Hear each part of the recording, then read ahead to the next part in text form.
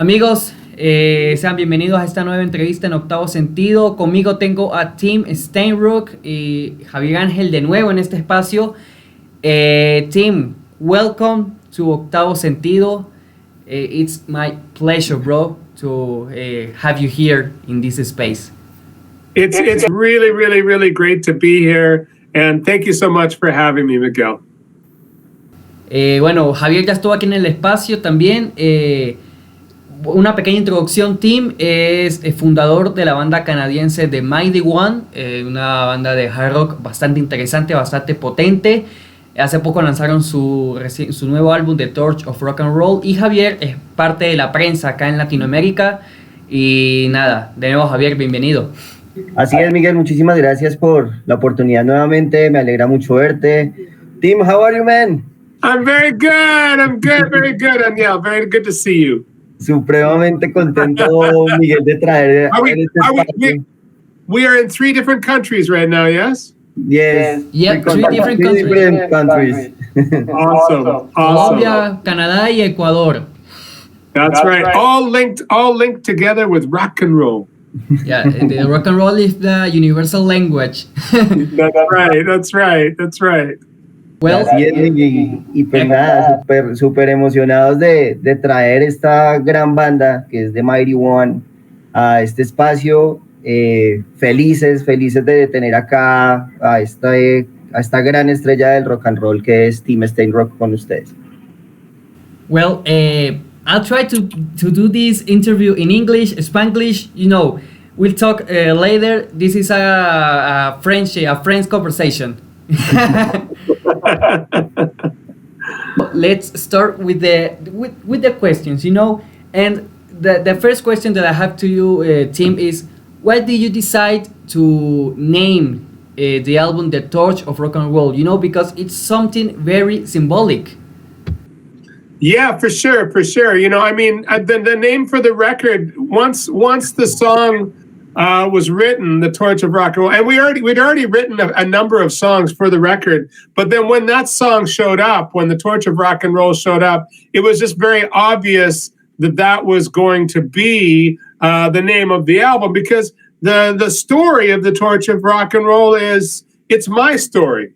You know, it's my story and what inspires me to write music, but it's the bigger story about rock and roll and the fire that burns inside that makes people want to love rock and roll, whether that's heavy metal, where it doesn't really matter what kind of music it is, but the Torch of Rock and Roll really speaks to the inspiration to do what we do, and why we're meeting together here in this space in music, because we love music, and the torch of rock and roll is what fires us up and inspires us to do what we do.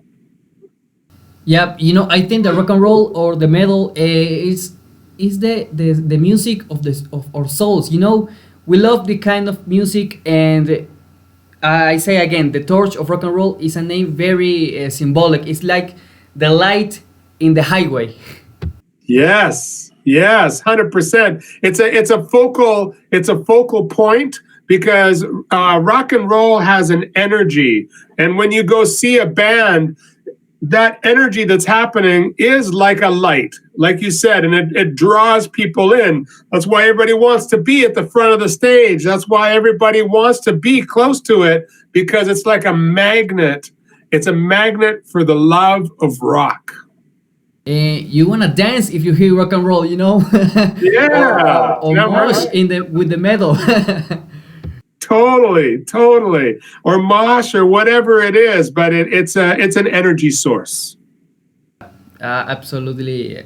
I'm with you. And Javier, I have a question with you. You want it in Spanish or in English?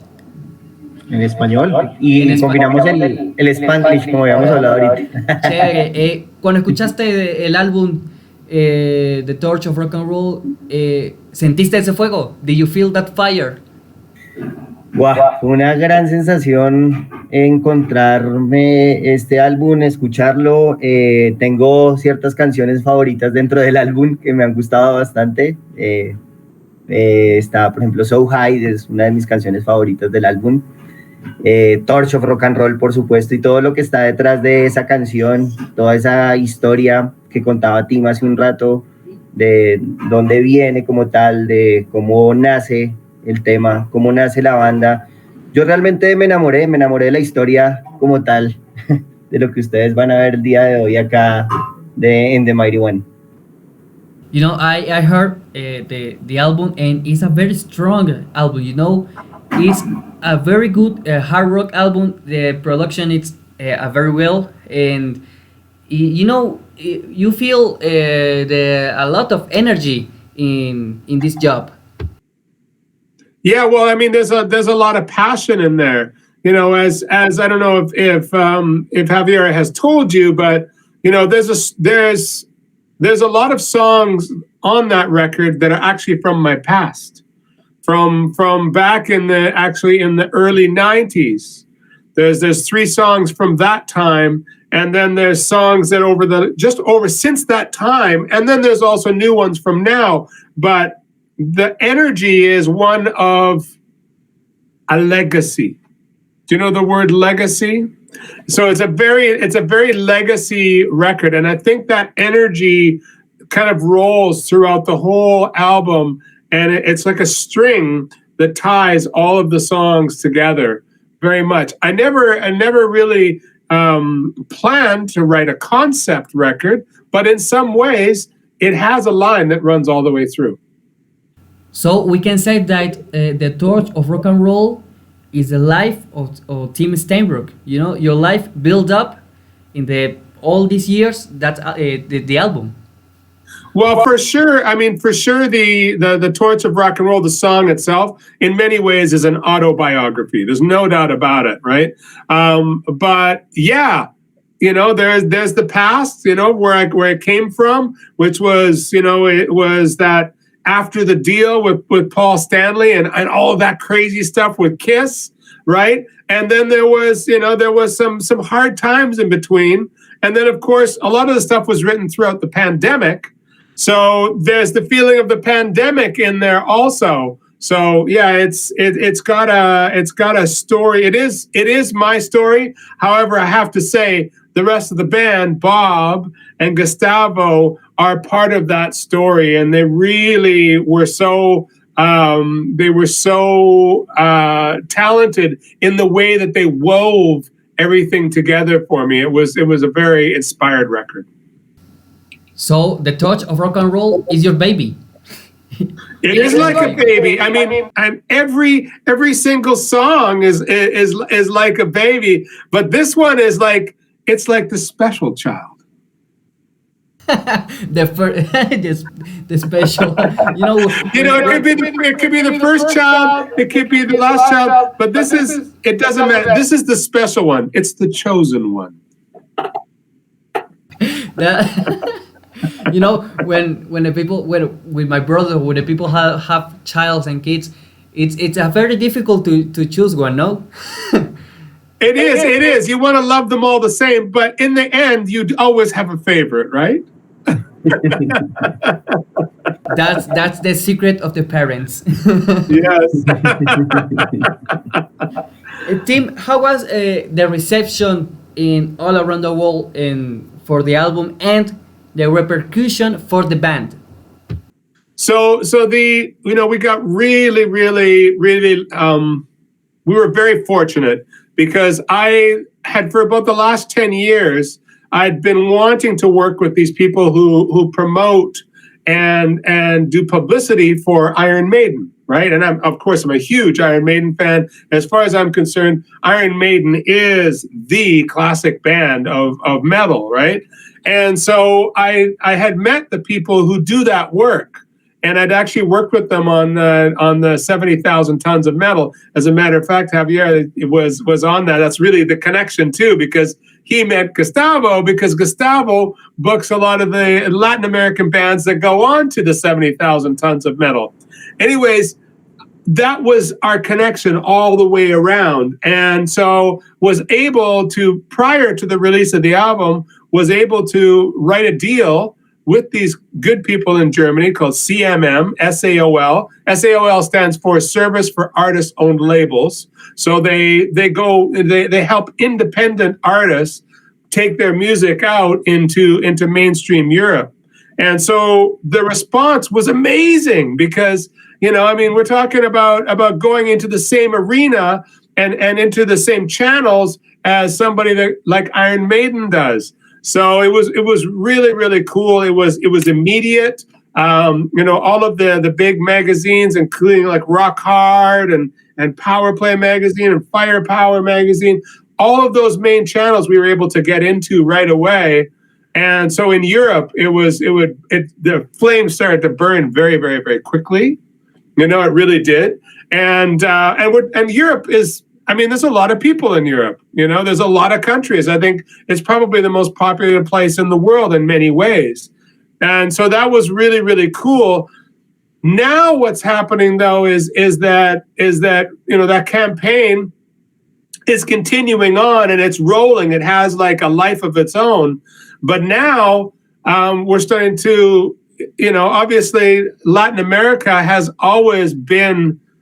It's interesting, even though we haven't done any serious marketing, except for the work that, of course, Javier has done, but Latin America has been a very organic growth, and it's been really, really cool. And I'd have to say our number one audience is in Latin America. And that's super exciting because that is the place that I want to go. I want to come and see. I want to come down to Mexico. I want to go to Colombia. I want to go to Ecuador. I want to come down. I just love Latin American people. I love the Latin American culture. I love the metal vibe, the love that comes from that vibe. So that's grown at the same time as we were investing a lot into the European market. There's also been a lot of love coming from the Latin American market. And now, just to let you know, I'm happy to announce that we're about to start a promotion in North America, in Canada, and the US. As a matter of fact, I'm working on signing a record deal here right now. This is very important. This is something very important. Exclusively. I haven't told anybody about this yet. This is just in the last few days. There's a company here that I've been working with. And I think this is going to happen. And it's a deal that will set us up to complete the North American leg of this, and then also launch for the next record, because I'm just looking at my list right now. There's about 8 songs already ready for the next record, which is going to happen in early 2022. So go ahead. Talk. Complete your idea. So anyways, so that's very exciting because we really haven't done. Typically, if we weren't in a pandemic with COVID and everything, we'd already be out on the road right now, and especially in North America, we would be on the road and we would be promoting the record. But that hasn't been possible, so everything has been virtual, and that's why we've been doing a lot of work in Europe. And Javier has been instrumental in bringing the torch of rock and roll to Latin America. That, of course, comes with Gustavo, who unfortunately can't be here today, but him being a Colombian guy and being actually a very well-known Colombian producer and music consultant, his whole network that comes behind him, all the people that follow what he does, especially with work with bands like, for instance, like Head Crusher. I don't know if you're a Head Crusher fan at all, Miguel, but a huge Colombian heavy metal, like really heavy metal band. He's got a lot of people following him, and so that's been happening and growing really nice.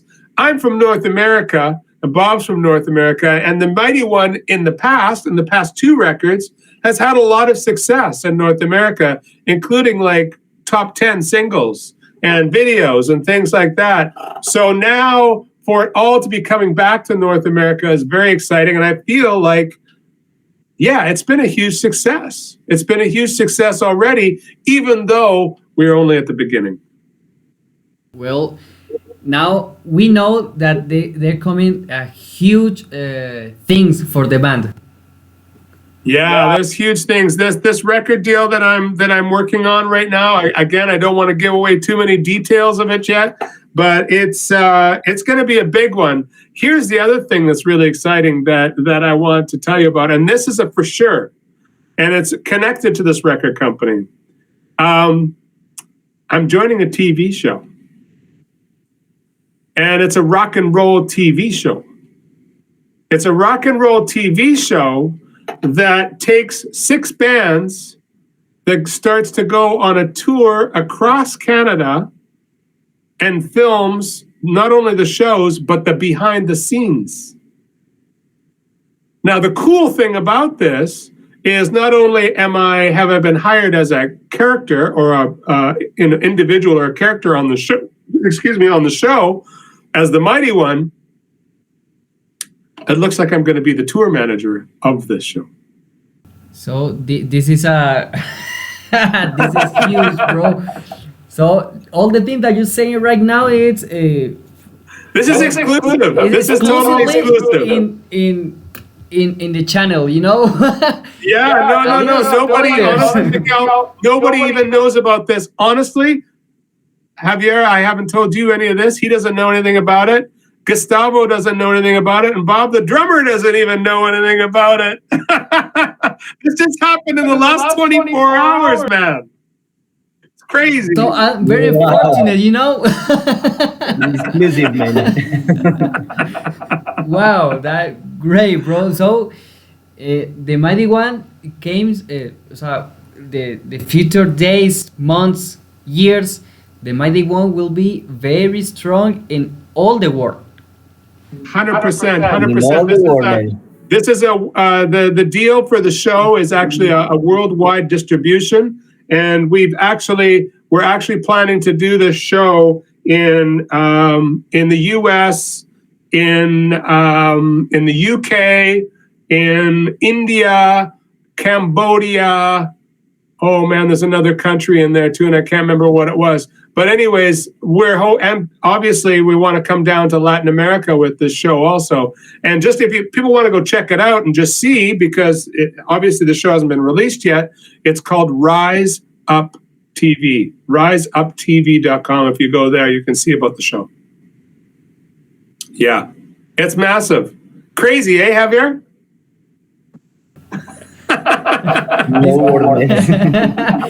He doesn't have words, you know. He doesn't have words. I know. It's very exciting, and that's been really the story of the Mighty One over the last year. Is that all of these beautiful, magical things? They just happen on their own, and the opportunities come. It's not something that needs to be forced or anything like that. It's a very natural process, and I'm so grateful. Javier, ahora para ti, ¿cómo, la conexión con The Mighty One desde un principio y cómo ha sido el ir poco a poco siendo parte de esta banda y de todo el proceso de The Torch of Rock and Roll y de lo que viene con la misma, ¿no? Me imagino que ha sido algo gigantesco la sensación de estar con ellos.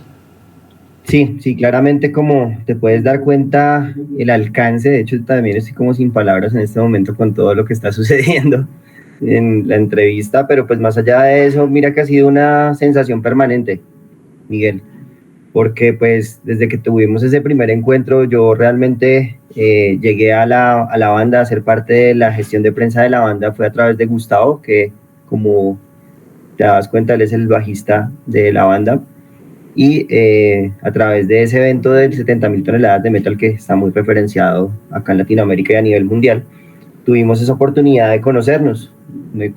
Yo en esa ocasión fui roadie por un día dentro del barco. Gustavo me brinda esa oportunidad, empezamos a hablar, nos empezamos a conocer, le mostré de cierta manera como mi trabajo y luego empezó como la empatía directa con The Mighty One. Luego conozco a Tim, que pues como todos se pueden dar cuenta en este momento es una persona increíble.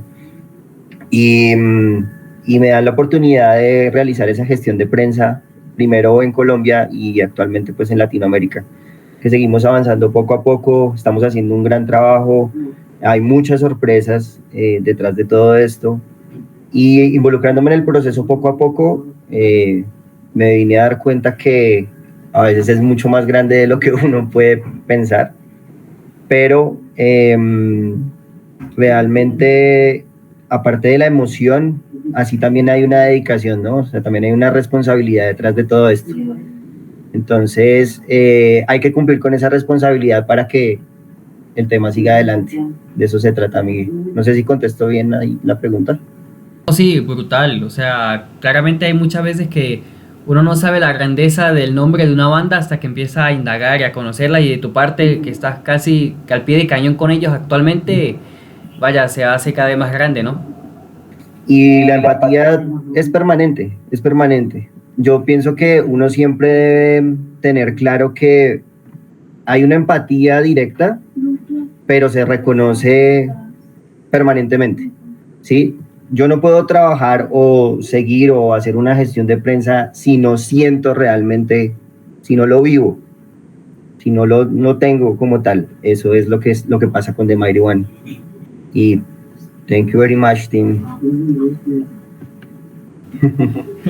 Tim, comments us about the two video clips of the album. You know, you have Burden and Torch of Rock and Roll. Tell us about the process, you know, the production and the idea behind these videos. Sure.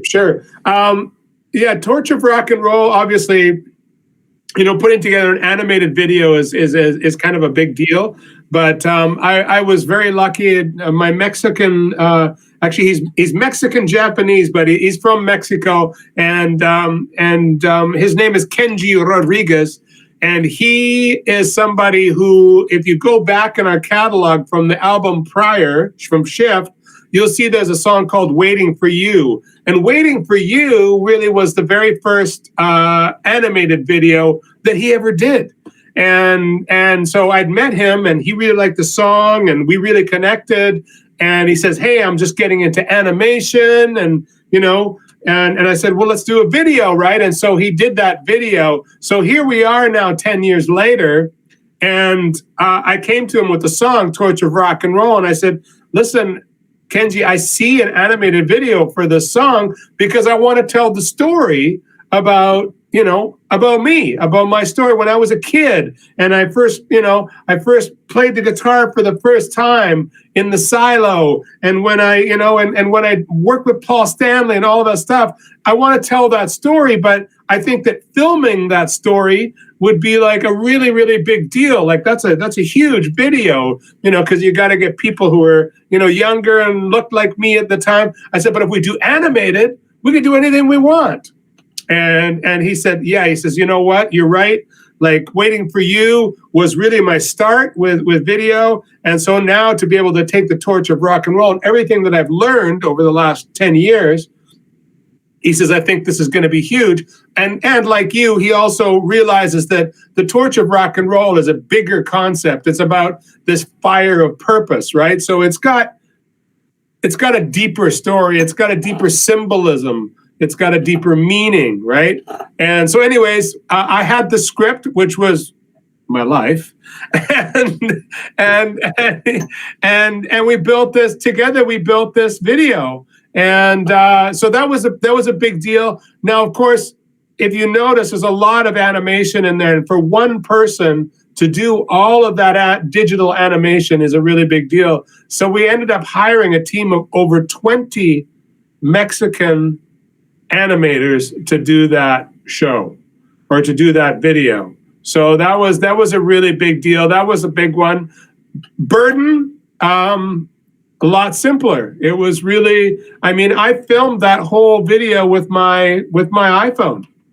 That was all done with my iPhone, but here in the studio, right in this place where we sit, right? This is where we did the video. And so that was cool, but I really wanted to show, I wanted to feature all the members in the band. And I really want it to be very personal. We're very, very, very lucky. We have somebody in Mexico who does the editing. His name is Juan, and the name of his company is called Sek Films, SEK Films, Sek Films. And so he's just like an amazing editor. And so we were able to send all the footage to him, and then he also put some other graphics together, like all the tattoo stuff. His wife is a tattoo artist, and so he filmed some of these tattoo clients and some of the cool tattoos, and that's the other part of the video. So everything with Burden is very, very close, very in your face, very, you really feel that. And that's important because that song is from the early 2000s, as a matter of fact.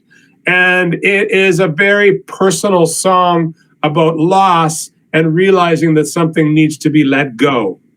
And how freeing it is to let that thing go. Now, the other cool thing about that video is there's somebody in that, the guitar player in that video, his name is Scott Enns, and he was actually the guitar player in the band when we wrote that song, Burden. He's one of the songwriters of that song. He, myself, and my best friend, Jeff, who is the drummer at the time, who passed away in 2017 or 16, he passed away from cancer. We wrote that song together. So to have him come and be part of the video, and of course he played all the guitar on the actual song when we recorded it, was like a really, really, really, really special thing. And I have to say about that, one thing I have to say about that song and that video, in many ways it's dedicated to my friend Jeff, who's no longer with us, because when he passed away from cancer, we did a memorial concert for him. And I brought all of the people that we had ever worked with, and I think there was four different bands that I'd worked with Jeff. There was Playboys of the Western World, there was Bringers of the Dawn, there was Reality King. Yeah, so 3 other bands. And I brought all those people together for his memorial, and we played all of the songs that I had played with him in his life. And really, when I think about that, that was the reemergence of the Mighty One, because prior to that, the Mighty One had gone to sleep for a while. After Shift, the Mighty One went to sleep for a few years because, I had, my daughter was born and I wanted to be there for that. And there was, things like I'd sold a business at a huge $1 million business that I sold because I realized that wasn't making me happy, that music was the only thing that made me happy. So I sold that and had to sort of rebuild. So interesting enough, the album is dedicated to my friend Jeff, but he's also the reason why I'm here with you right now talking about the torch of rock and roll. That it's a great story, man. All the things that we lived in kind of way build our personality, and the music that you create, it's a way to Javier, ayúdame acá. Help me please right now, Javier. Para canalizar las emociones. It's To express your emotions, express your emotion in all moments. Yeah. Well, and I know what you're trying to say, Miguel, and it's really what it is. It's been a healing process. I mean, all of the Mighty One has been a healing process anyway. The Mighty One, for instance, the first record, which I'm not sure if you've heard yet, but the very first record was a record that came from the end of my first marriage, which was like a really big deal for me to lose that marriage. And I was angry. If you listen to the first Mighty One record, you'll hear it's all about relationship and about anger and about loss. And again, there's a bit of a string there where it starts off very dark and then ends up kind of light at the end. But the Mighty One in many ways has sort of been, instead of spending money on psychiatrists and psychologists, I write rock and roll instead. I think that's the best way, the best way to express your feelings is create the things that you love, and your music is, again, it's creative from the soul, from your heart. Yes, it's a direct connection. I've never written music just to write a song. It's always got a meaning to it, and I need to be connected in that way. But thank you very much for bringing up the whole idea that the journey of the Mighty One is one of healing. And tell us about your first album, Shift, and how it was work with Devin Townsend, bro. That's something huge, Yeah, well, I mean, just to correct you, Shift is actually the second album. It's the second album, but the very first album, yes, which is just the Mighty One, the debut, was also done in this room. And Devin Townsend was recording an album called Accelerated Evolution. His drummer was my roommate at the time, and he had his drums set up right here. And they recorded the album here. And so I was just like, this is so cool, right? Because I was already working on new songs for my record, and we were rehearsing down here. And then I just basically, the guy said, hey, we really like playing down in your studio. Can we record our record down here? Can we stay? Can we record? And how much is that going to cost? And blah, blah, blah. And I just said, hey, listen, if you guys help me make my record, and I don't have a band because at that time I didn't have a band at all. If you guys help record the record and play on the record, and Devin produces a little bit, that would be amazing. We got a deal. Let's do it. And that's how it happened. It was really that simple. It was a friendship. It was very organic. And Devin ended up producing the main single, which did really, really well for us, Reprieved, which is also in Spanish called Absuelto. I don't know if you've checked that out yet, Miguel, but check out Absuelto. I can send that to you, or Javier can send that to you. Yeah. But that song was produced by Devin Townsend. And so that was the start. And then Devin also agreed to mix the record, which was a really big deal because he wasn't typically a mixer. So to have him mix the record was a really, really, really big deal and an amazing, amazing experience. Yeah, when I read that thing that Devin Townsend helped you produce the first album of the Mighty One, I thought, wow, that's crazy, because Devin Townsend, it's a star, it's a music star. And, he is. He is. I mean, at the time, he wasn't really that big yet as himself. His band, Strapping Young Lad, was pretty huge at the time already. Was starting to grow really good, but still really, and it's kind of underground a little bit, right? And so this Accelerated Evolution was the first album for the Devin Townsend band. So that was really the rise of Devin's stardom, for sure. So you were in the beginning, in the very beginning of the band, of the project.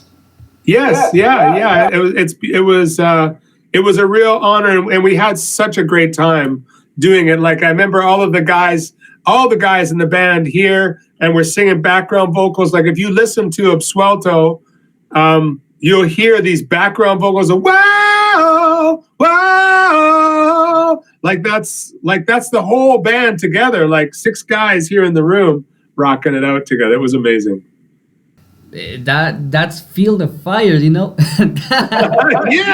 keep it burning. The burning is. How did you connect with Gustavo? How do you talk with him and you tell him, come together with us? Well, it was actually Gustavo who said, come together with me. He, again, it's a rock and roll story. Like we have an arena here in Vancouver called Rogers Arena, and it's where all the big concerts are. And Gustavo and I were both working doing production at Rogers Arena. That's where we met. And we started talking as we're, unloading, 50 or 60 trucks for Madonna. You get to hang out with your guys. I mean, that's what I love about that job, is that you get to hang out with people and you get to talk. And we started talking rock and roll stories a lot, right? And I told him what I had done, and he told me what he had done and why he was here and his rock and roll dreams. And one day he just said to me, he said, "You know what, Tim?" And this is, again, the band hadn't, the studio hadn't been used for a while because I was going through that change of my daughter and changing from coming from out of the business into rock and roll again. And Gustavo said, "Hey, listen, this is what I'd like to do." He says, "Why don't we take your song Reprieved, which I really like, why don't we take that and you sing it in Spanish? Do you think you could do that?" And I said, "I've never sang in Spanish before, but I'm willing to try." And so we started working on a translation of that song. Next thing you know, he gets Kike Valderrama, he gets Kike from Head Crusher to do an adaptation, because Kike, if you don't know, Kike is actually a very, very talented English teacher. Here's a Latin American guy who's a very talented English teacher, and he teaches English around the world. He's in Spain right now, actually, teaching. No, he's in a different country. What country is he in? Singapore. He's in Singapore teaching English. Anyways, we got Kike to do a adaptation of the song, and that's when it became Absuelto. And then Gustavo and I got together. We opened up the studio again, turned on the lights, took the dust off of everything, and recorded Absuelto.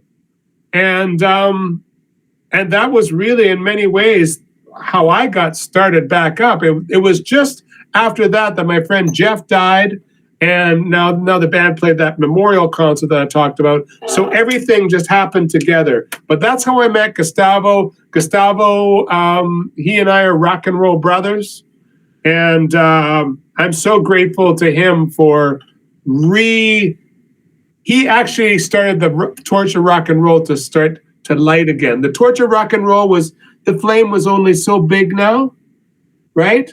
But when I met Gustavo, the flame started to grow and grow and grow and grow. So let's take a hi to Gustavo. Yeah, hey Gustavo, miss you, brother. Wish you were here. We can build up a great friendship with rock and roll.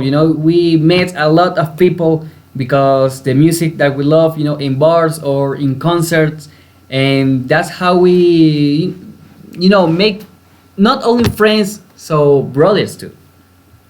Yeah, brothers, right? Making these memories, making these family memories, and there's been so many people that have come in since I met Gustavo. I mean, Javier wouldn't be here because of that. Kike wouldn't be here because of that. All the boys in the Head Crusher. So many amazing radio personalities that like you, Miguel, that I've met in Mexico and Colombia. It's just this. It just spreads, like a beautiful light. And Tim, how do you live the journey of the Mighty One? The Mighty One have right now, I don't know, 10 years? More? 2007.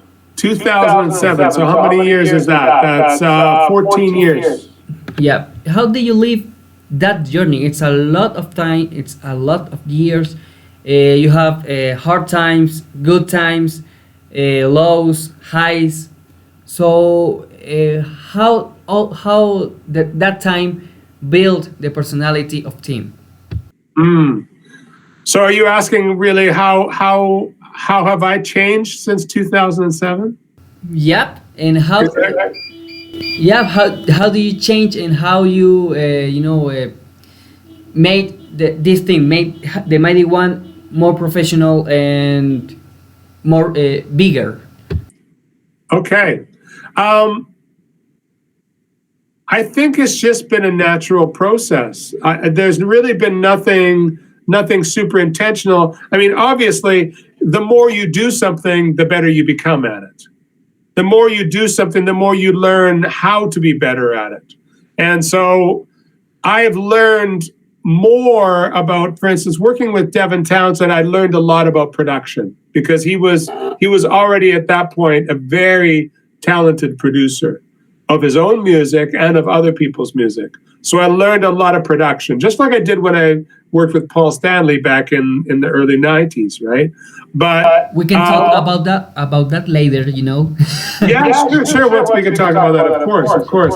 But so production wise, I am 10 times the producer myself that I was 14 years ago. So that's a big change. Also, I think I have a deeper connection to my songwriting. Before, I was, experimenting with songwriting, and I started to get a vibe. But I think that the more that you do that, the stronger it becomes, and the more force it has, right? So I become a better songwriter. I think I've also become a better human.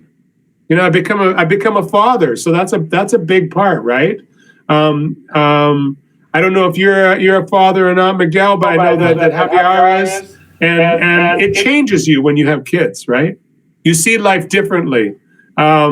So that's been a big thing, and then also personally for myself, I had to get through like the stuff that I was writing about in the first album, the anger and the frustration and the broken heart and all that stuff.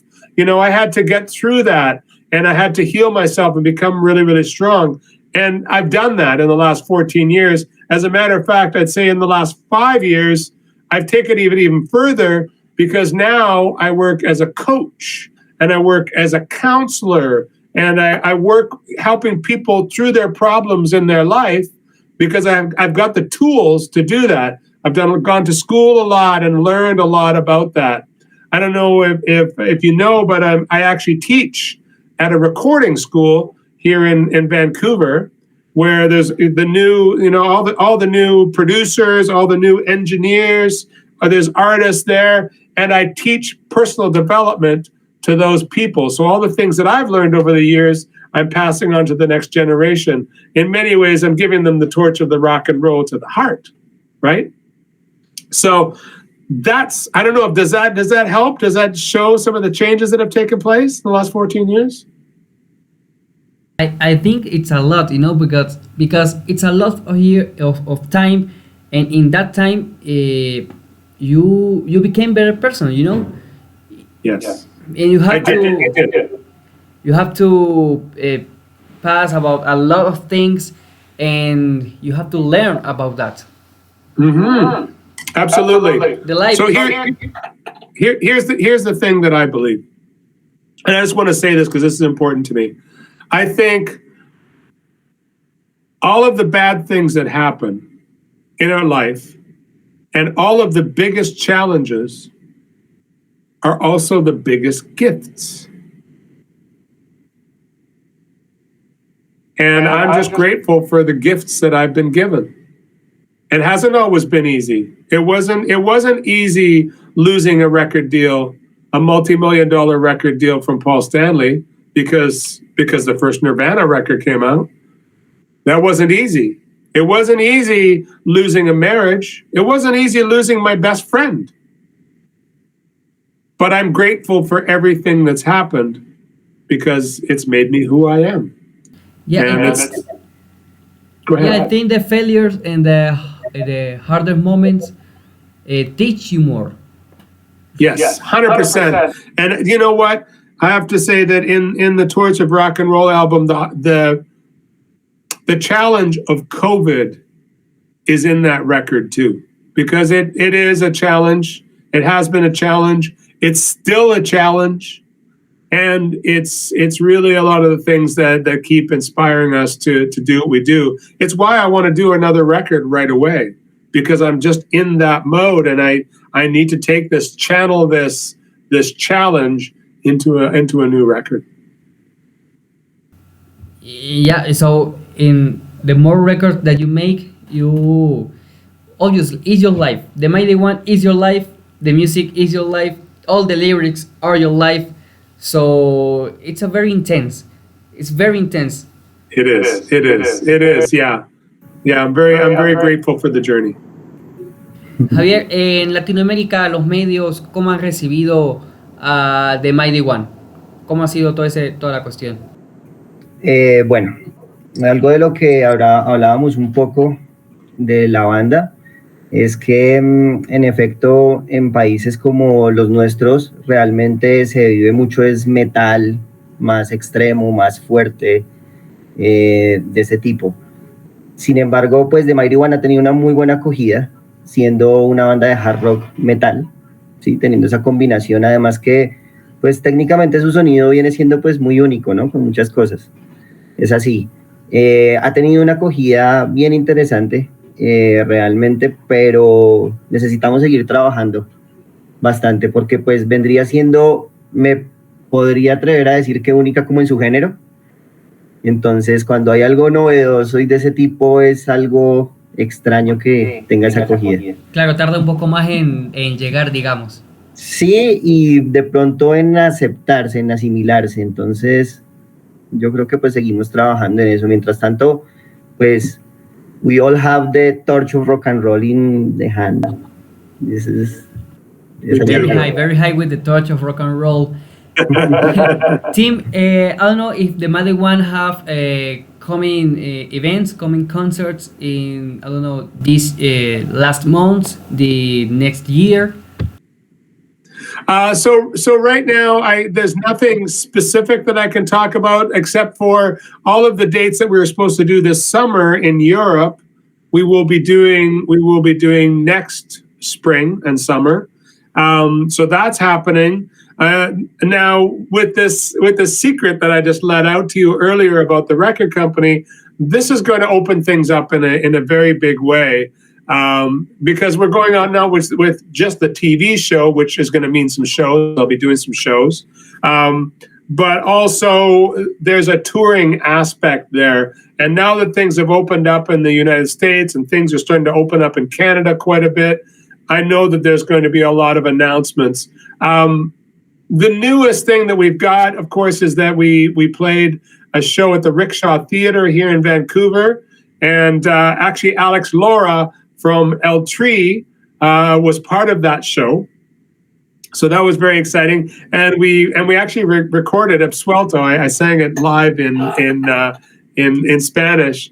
So the next upcoming thing is one of the songs from that show, which is a song called My Garden. We'll be releasing a live excerpt, so it'll be a live music video from that show, from the Rickshaw Theatre. So that's kind of the next thing that's coming up for us right now.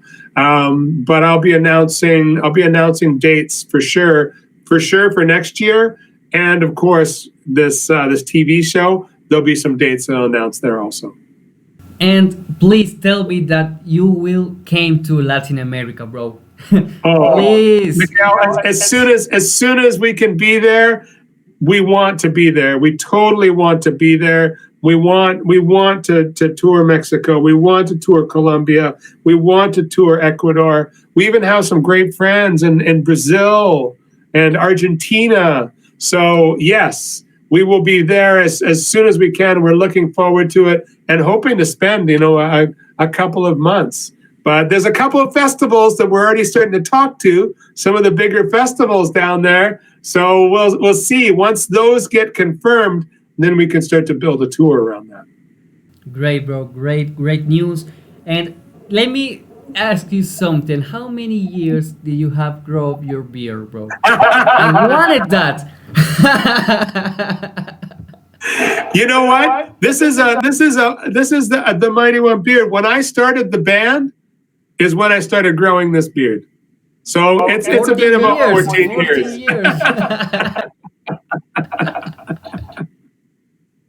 That's the symbol of the mighty one. You know, that have to be the cover of the next album. It's the torch of rock and roll upside down. When you turn it up this way, then it's the torch. It burns, you know. You have to be careful and not burn out. No fire, no fire, no fire. No fuego. No fuego. Bueno, Tim, Javier, in these last minutes on the interview, how do you want to finish? In all my interviews, I let the open mic to my guests, and so, you know, how do you want to finish? You know, tell us the social media of the band and all of the things that you want to share. Okay. Well, social media for the band, torchofrockandroll.com. You can come and see us there. There's links to everything there. There's our Facebook, facebook.com, The Mighty One Music, Instagram.com, The Mighty One Music. Twitter is The Mighty One. And what else is there? We even have a TikTok now. So, you know, we got that going too. But anyways, yeah. And then if you want to purchase the album, you can do that through the website. There's a link to our Bandcamp. So bandcamp.com, The Mighty One. And you can see all of our music there. We've got some merch there. We've got some of these amazing hats and beautiful shirts and hoodies. Yeah. So that's where you can do that. And also you'll get all the updates on what's going on. Yeah, I just want to say thank you so much, Miguel, for having us on the show. We're so appreciative. We're so appreciative to the people of Ecuador. And that's one thing that I have to say. I forgot to mention there's a connection we have to Ecuador. So when you see the video Absuelto, it was actually produced by the drummer of the band Total Death. Do you know Total Death? That's one of the biggest bands in Ecuador. So Danny from Total Death was the producer of that video. That video would not have happened without Danny Molina. So I'm very appreciative to Ecuador and the people of Ecuador for bringing an amazing drummer like Danny Molina into our life. And again, this is a connection to 70,000 tons of metal, Javier. So yeah, hey, we're all connected, man. The connection of rock and roll, you know. Javier, ¿qué te gustaría decir para finalizar? Dinos. Bueno, nada, que primero muchas gracias por el espacio, Miguel, a todos los amigos de Ecuador, a todos los amigos de Latinoamérica, estén muy pendientes para todo lo que viene de la banda. Se vienen muchas sorpresas, como se pudieron dar cuenta. Hay que seguir con este trabajo y realmente mostrando más y elevando más esa llama que sigue creciendo de este Torch of Rock and Roll y de Mighty One, por supuesto. Y agradecerte enormemente la oportunidad, Miguel, y pues acá estaremos cada vez que nos invites. No, bueno, por mi parte, yo agradecido and on my way, you know, thanks a lot, guys. Tim, thanks a lot for this opportunity, for your time. I know the time of all the people is important, and I hope you have a great time in Octavo Sentido. You know, like I told you later, this is a friend's conversation, you know? Yeah.